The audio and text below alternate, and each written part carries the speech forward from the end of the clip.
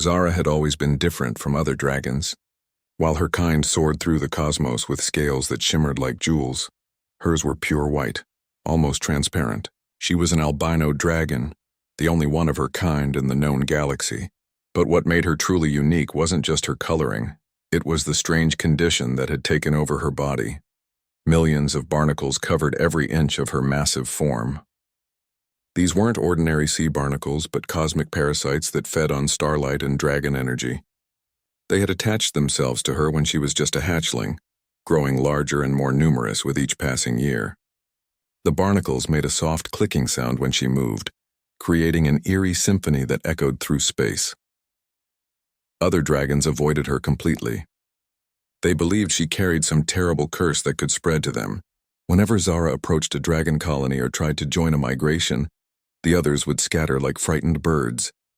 She had spent 300 years in complete isolation, floating through the endless darkness between stars.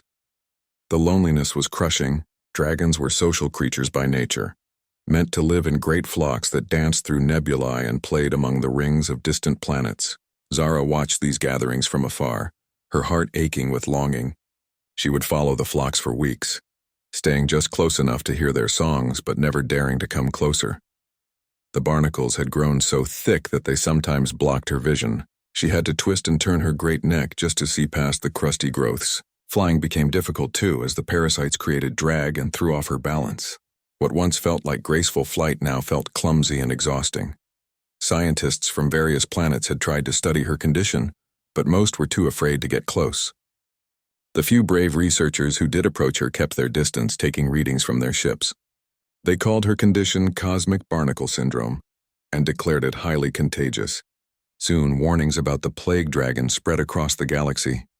Zara tried everything to remove the barnacles. She scraped against asteroids until her hide was raw and bleeding. She dove into the coronas of young stars, hoping the intense heat would burn them away. She even attempted to ask other space creatures for help, but they all fled when they saw her coming.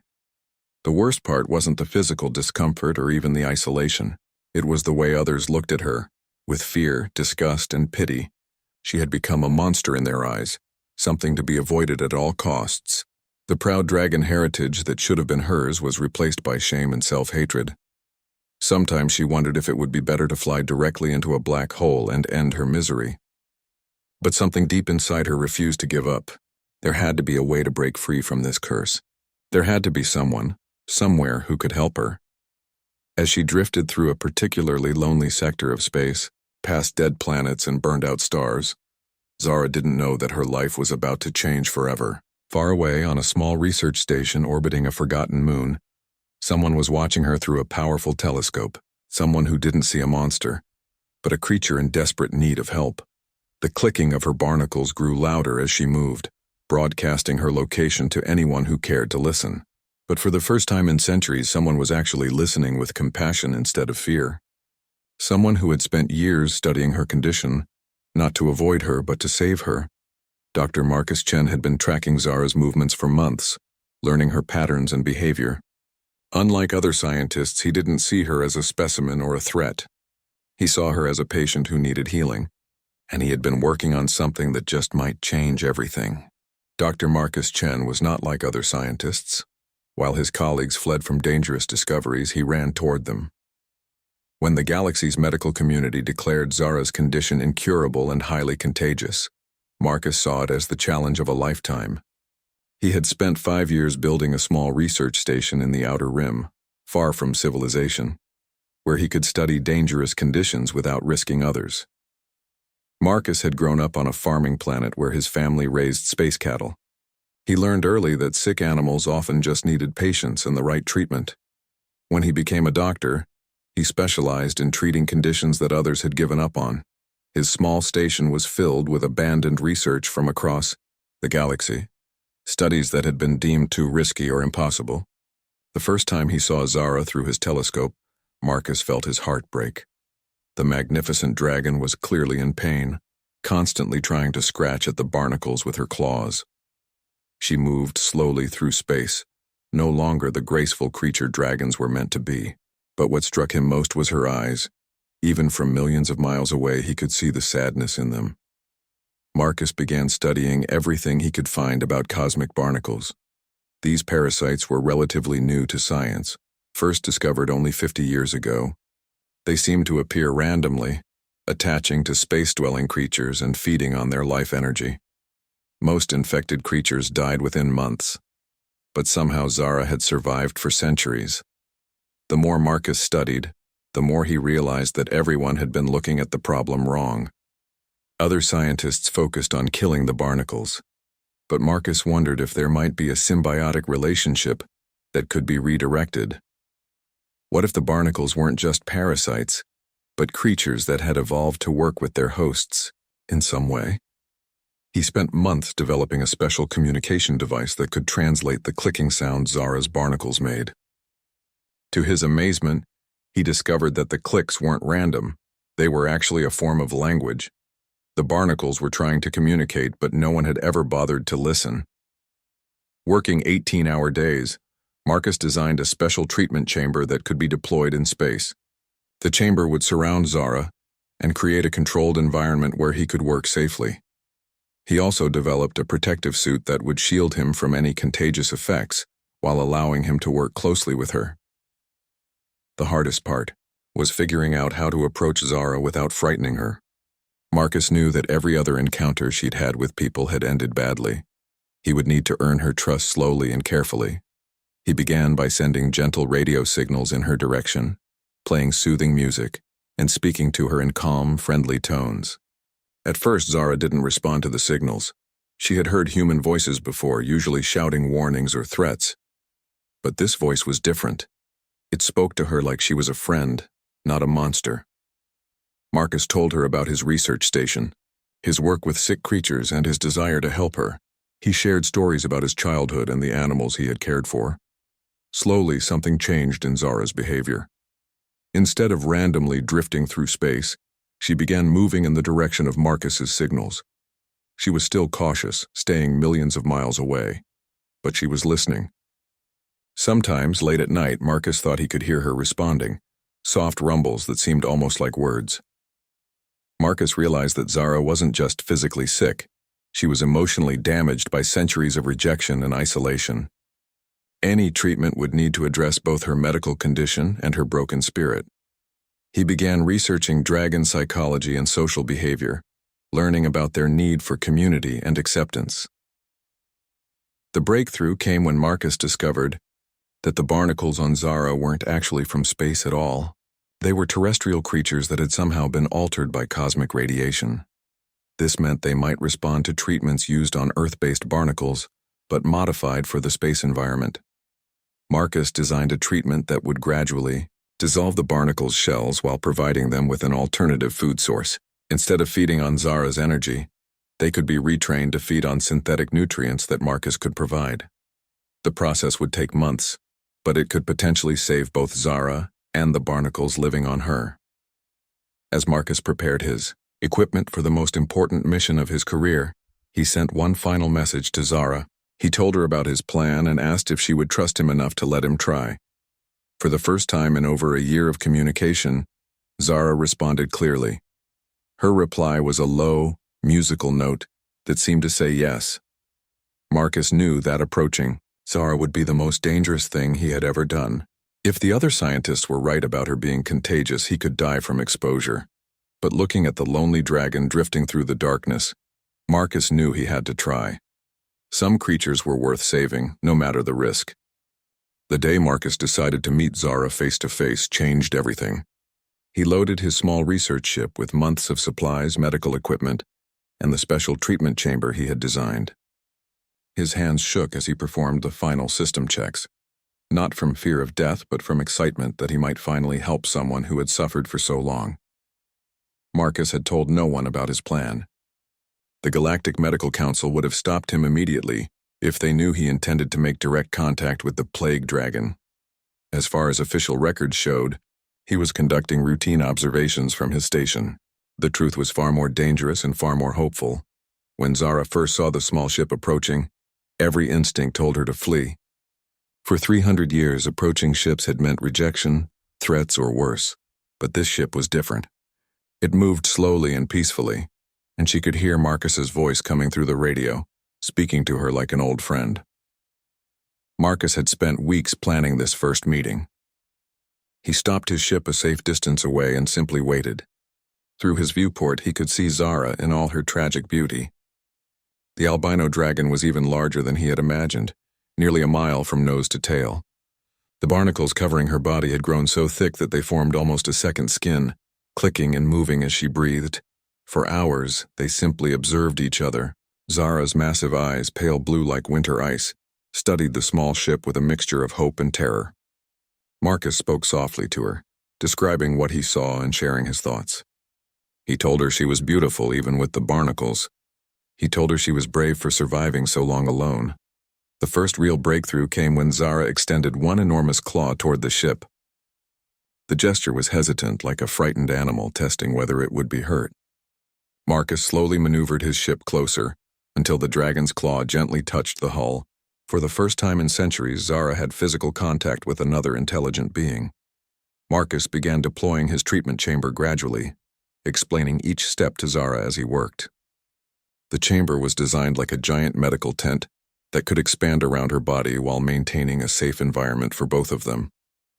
Zara watched nervously as the structure unfolded, but Marcus's calm voice kept her from panicking. The first treatment session was just an examination. Marcus needed to understand exactly what type of barnacles were covering Zara and how deeply they had penetrated her scales. Using remote-controlled medical devices, he took samples and scans while staying safely inside his protective chamber. What he discovered amazed him. The barnacles weren't just sitting on Zara's surface. They had actually grown into her scales, creating a complex biological network. Some of them had been there so long that they had formed connections with her nervous system. Removing them incorrectly could seriously injure or even kill her. But Marcus also discovered something wonderful.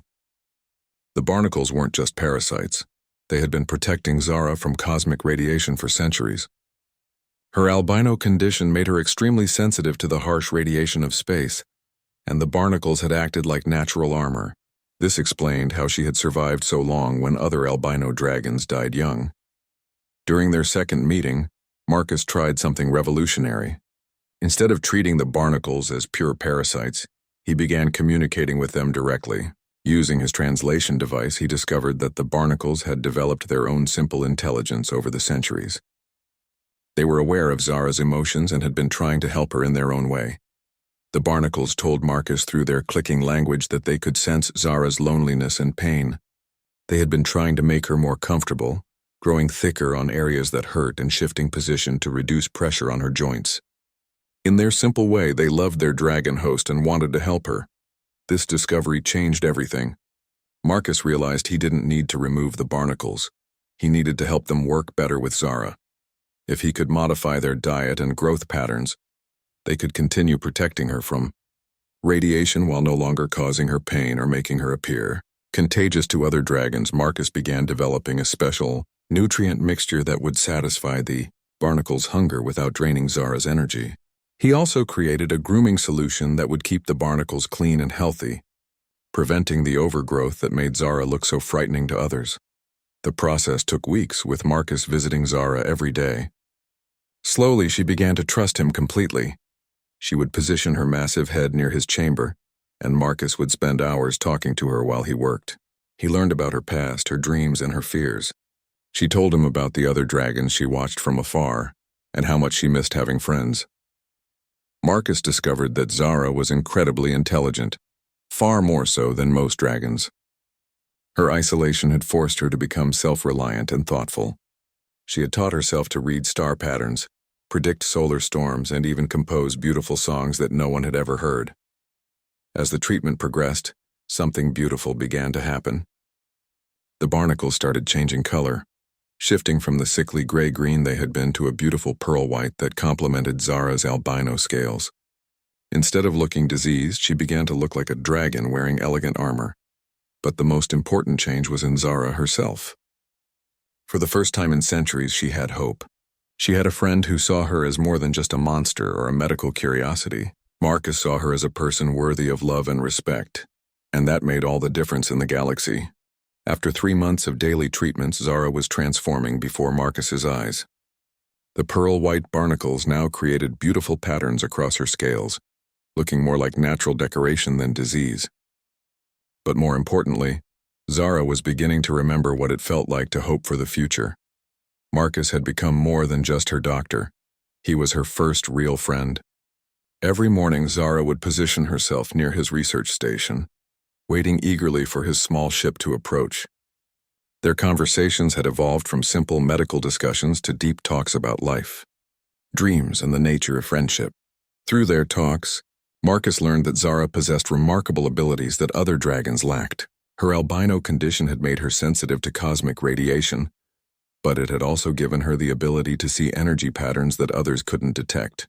She could predict solar flares days before they happened and sense the emotional states of creatures from vast distances. The Barnacles had also developed unexpected capabilities.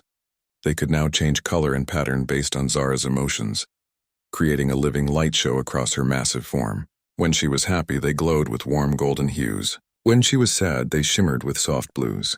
Marcus realized that this made Zara even more beautiful than she had been before her condition. Word of Marcus's success began to leak out despite his attempts at secrecy. Other scientists started monitoring his communications, trying to understand how he had survived extended contact with the plague dragon. The Galactic Medical Council demanded reports, threatening to shut down his research if he didn't comply. Marcus faced an impossible choice. If he revealed his methods, other scientists might try to replicate his work without understanding the delicate emotional component. They might treat Zara like a specimen rather than a person, undoing all the progress they had made. But if he refused to share his discoveries, the council might force him to abandon Zara entirely. The decision was made for him when emergency signals began broadcasting across the galaxy. A massive solar storm was building in the galactic core, the largest anyone had ever recorded. The storm would sweep across hundreds of star systems, potentially destroying entire civilizations. Worse yet, it was moving too fast for conventional warning systems to track effectively, but Zara could see it coming. Her enhanced senses, amplified by her partnership with the Barnacles, allowed her to map the storm's exact path and timing. She was the only being in the galaxy capable of providing accurate warnings that could save billions of lives. Marcus realized this was their chance to prove that Zara wasn't a threat to be feared, but a hero to be celebrated. He convinced her to help create a galaxy-wide warning system, using her abilities to predict exactly when and where the storm would strike each system. At first, the receiving stations didn't believe the warnings. The messages were coming from the plague dragon after all. But as Zara's predictions proved accurate again and again, saving colony after colony from destruction, opinions began to change. The terrifying monster of legend was revealing herself to be their guardian angel. The work was exhausting for Zara. Tracking a storm that large required her to extend her senses across vast distances, leaving her drained and vulnerable.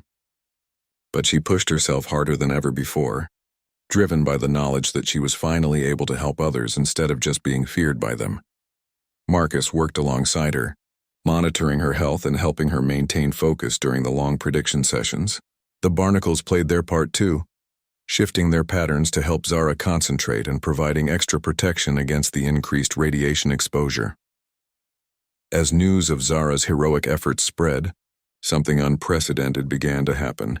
Dragons from across the galaxy started sending messages of gratitude and apology. Young dragons who had never heard the old fears began expressing curiosity about meeting the famous Storm Prophet. Even the oldest and most traditional dragon elders admitted they had been wrong about her. The transformation wasn't just happening in Zara's reputation, it was happening in her heart. For the first time in her life, she felt truly valuable. She wasn't just a burden to be avoided or a problem to be solved. She was someone whose unique gifts could make a real difference in the galaxy. Marcus watched with pride as Zara grew more confident each day. She began experimenting with her abilities, discovering new ways to read cosmic energy patterns. She found she could detect black holes forming before they became visible, predict asteroid collisions months in advance, and even sense the birth of new stars. But the most remarkable change was in how Zara saw herself. The shame and self-hatred that had poisoned her thoughts for centuries began to fade. She started taking pride in her appearance, arranging her barnacles in artistic patterns and polishing her scales until they gleamed like moonlight. When the solar storm finally reached its peak and began to dissipate, Zara had successfully warned every inhabited system in its path. Not a single life was lost to the disaster, and property damage was minimal because everyone had time to prepare. The galaxy owed its safety to the dragon they had once called a plague. Marcus received thousands of messages from grateful worlds, but the one that mattered most to him came from Zara herself. For the first time since they had met, she expressed genuine happiness. She told him that she finally understood what she was meant to be, not a normal dragon, but something new and special. Something that could help others in ways no one else could. As they celebrated their success together in the quiet space between the stars, Marcus knew that their greatest challenge still lay ahead. Now that the galaxy knew about Zara's abilities, everyone would want to use them. The question was whether they would treat her as a person deserving of respect or as a tool to be exploited. Fame, Zara discovered, was almost as isolating as being feared.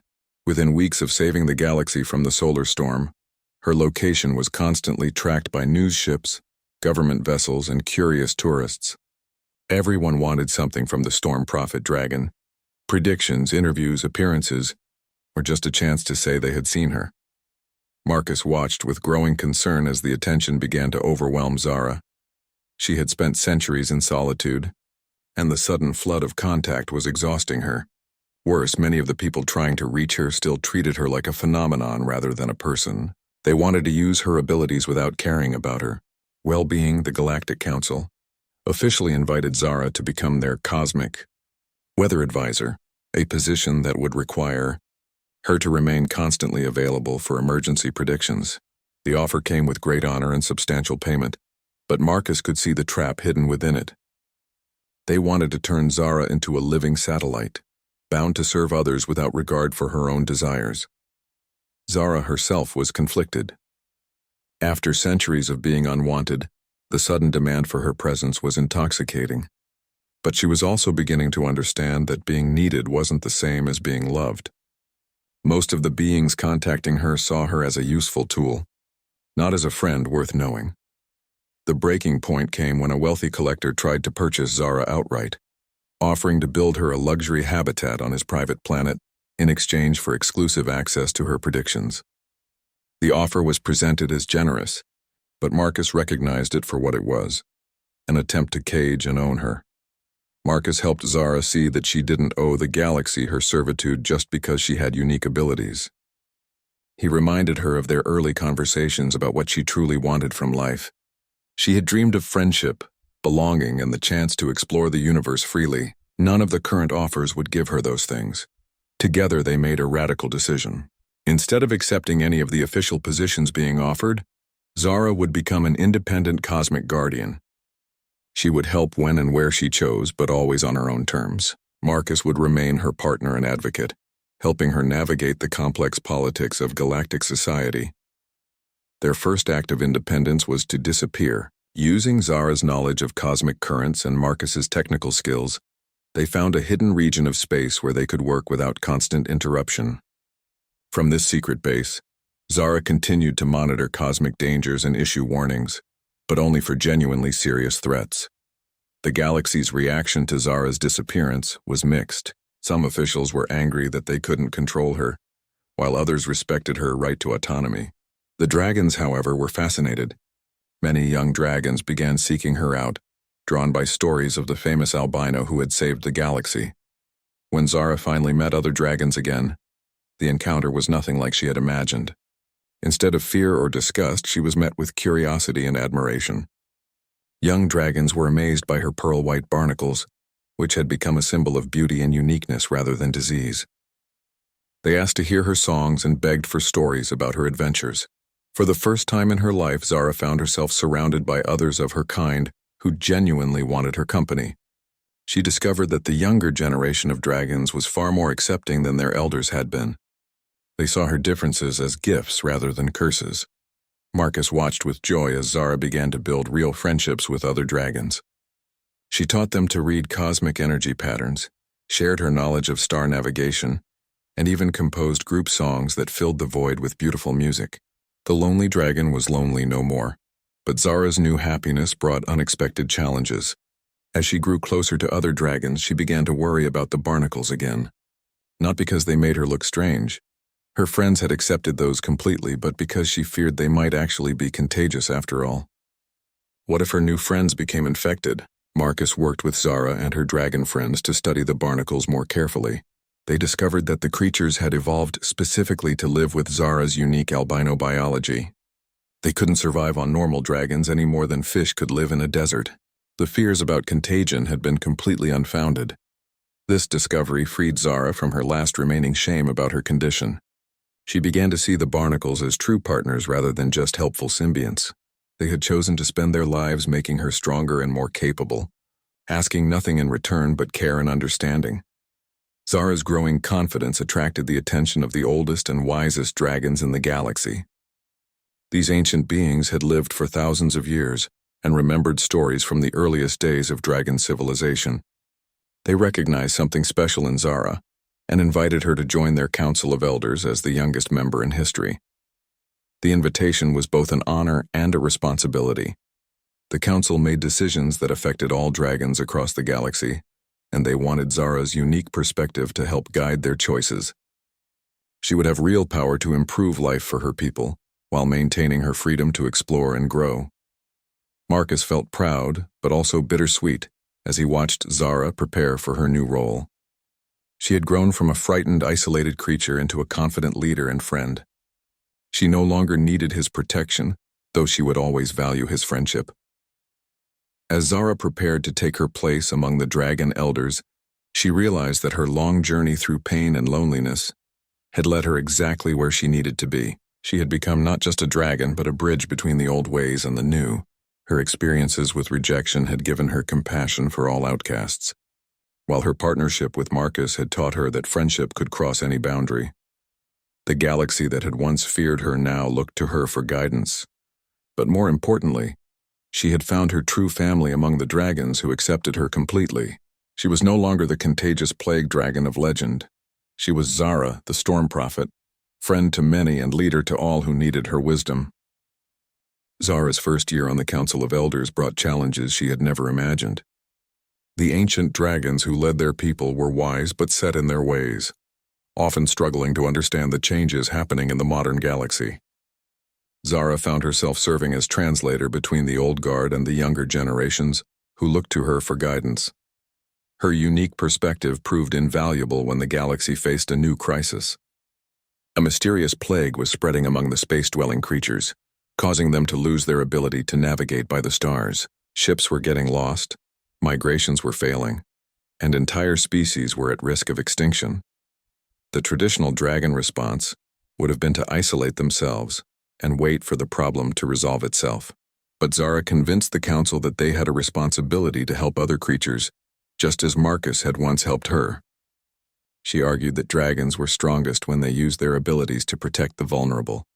Working with Marcus, who had become the galaxy's leading expert on spaceborne diseases, Zara organized the first interspecies medical mission in galactic history. Dragons, humans, and dozens of other races worked together to understand and combat the navigation plague. Zara's barnacles proved crucial to the research. The creatures had developed immunity to many spaceborne pathogens over the centuries, and studying their biology led to breakthrough treatments. Once again, the condition that had made Zara an outcast became the key to saving lives across the galaxy. But the mission also revealed a troubling truth. The navigation plague wasn't natural. It had been deliberately created by a faction of extremist dragons who believed their species should dominate the galaxy. They had developed the disease to cripple other races' ability to travel through space, leaving dragons as the only beings capable of interstellar movement. Zara was devastated to learn that members of her own species had caused such suffering. The extremist faction, led by an ancient dragon named Vorthak, had been spreading propaganda that dragons were superior to all other life forms. They saw Zara's cooperation with other species as a betrayal of dragon heritage. The crisis split the dragon community down the middle.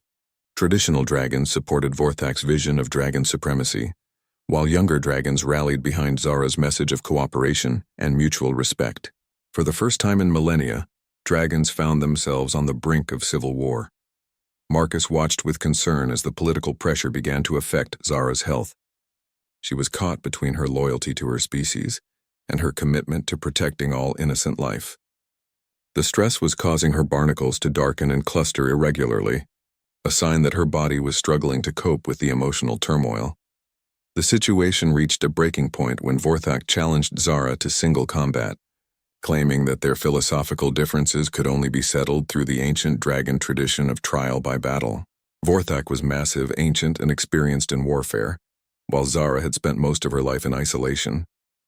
The outcome seemed predetermined, but Zara surprised everyone by accepting the challenge. She knew that backing down would legitimize Vorthak's claims and potentially doom countless innocent creatures to continued suffering. More importantly, she realized that this was her chance to prove that strength came from compassion, not domination.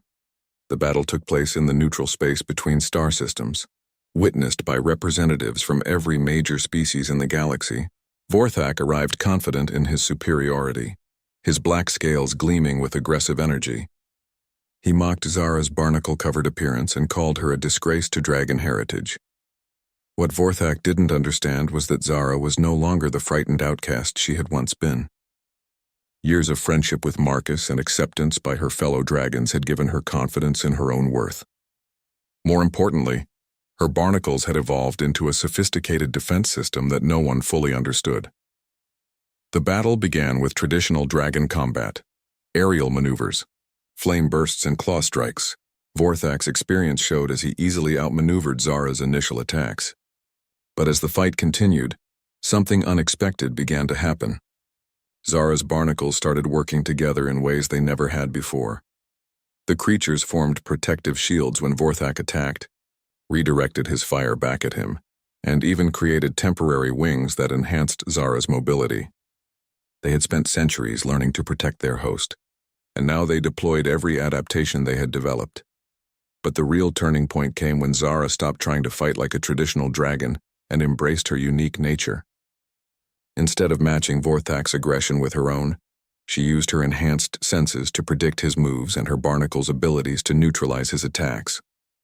She fought with intelligence and adaptation rather than brute force. The battle ended not with violence but with revelation. As Vorthak exhausted himself against Zara's defenses, she used her cosmic awareness to show him something he had never seen before. She projected her vision of the galaxy's interconnected energy patterns, revealing how every species contributed to the cosmic balance. Vorthak saw for the first time that dragons weren't meant to dominate the galaxy. They were meant to be its guardians. Their power came with responsibility, not privilege. The vision shattered his worldview and left him floating in space, stunned by the beauty and complexity of what Zara had shown him. When Vorthak finally spoke, it was to concede defeat and ask for forgiveness. He had spent millennia believing that strength meant conquest, but Zara had taught him that true strength lay in protection and cooperation. The extremist movement collapsed overnight as its leader publicly embraced Zara's philosophy. The victory established Zara as the undisputed leader of the modern dragon movement. But more importantly, it proved that being different wasn't a weakness to be hidden. It was a strength to be celebrated. Zara's unique nature had allowed her to see solutions that traditional thinking never could have reached. As news of the battle spread across the galaxy, Zara became a symbol of hope for outcasts and minorities everywhere. Her story proved that anyone could overcome prejudice and find their place in the universe, no matter how different they might seem. 10 years after her victory over Vorthak, Zara had become something she never thought possible, a legend in her own lifetime. But unlike the fearful legends that had once surrounded her, this new story inspired hope across the galaxy. Children of every species grew up hearing about the albino dragon, who had turned her greatest weakness into her greatest strength. The Galactic Unity Council, formed in the aftermath of the Navigation Plague Crisis, operated from a massive space station that orbited the galactic center. Zara served as its first non-human president, a role that required her to mediate disputes between hundreds of different species. Her ability to see cosmic energy patterns had evolved into an almost supernatural talent for understanding the emotions and motivations of others. Marcus, now recognized as the galaxy's foremost expert in symbiotic relationships, had established research centers on dozens of worlds. His work with Zara had revolutionized the understanding of how different species could work together for mutual benefit. He remained Zara's closest friend and advisor, though their relationship had evolved into something deeper than either had expected. The barnacles covering Zara's body had continued to evolve, developing new abilities that amazed scientists across the galaxy.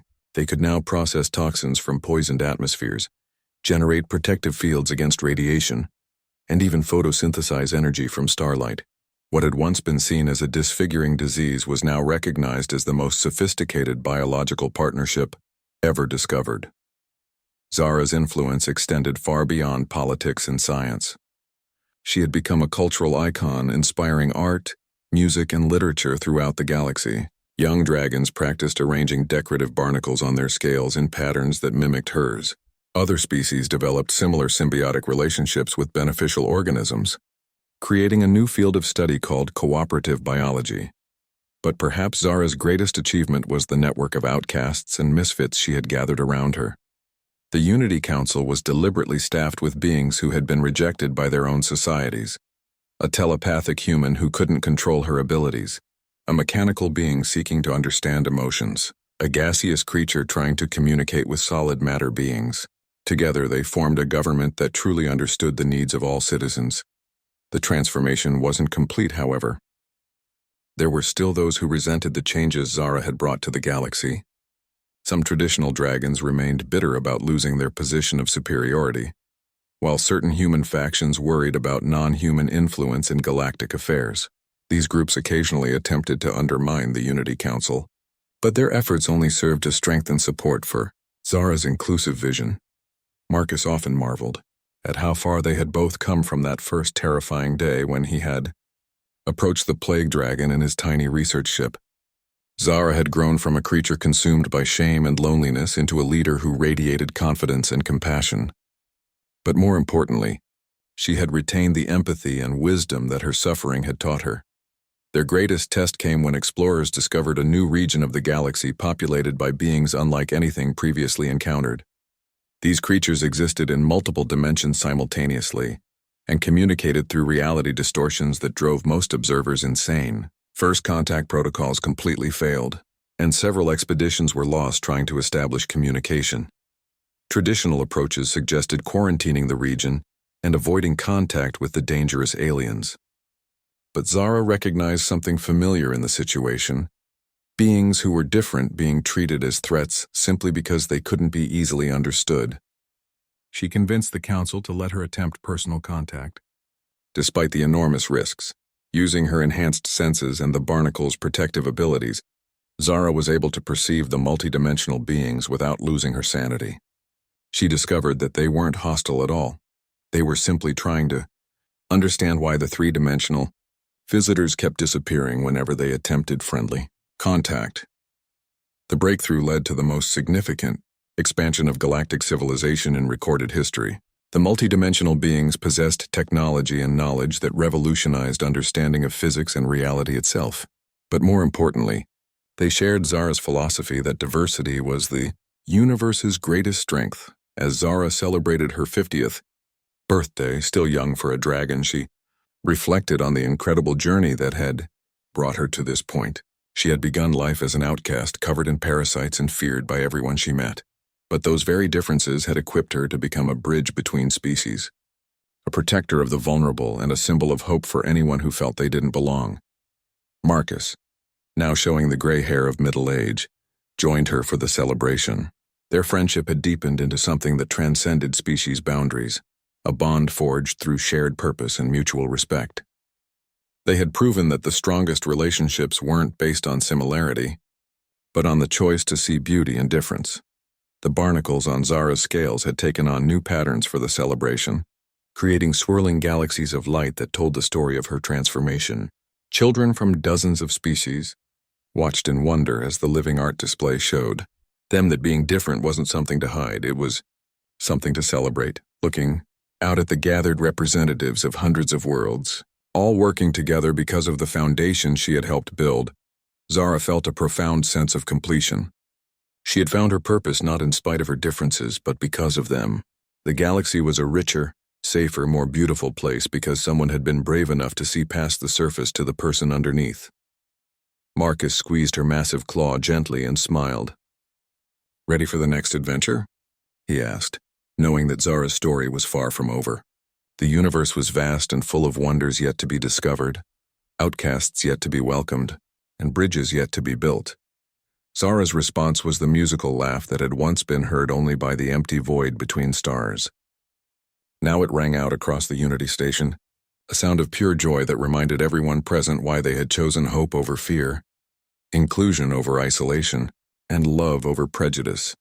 The albino dragon, who had once been the galaxy's most feared creature, had become its greatest treasure, not despite her differences, but because of the strength, wisdom, and compassion those differences had given her.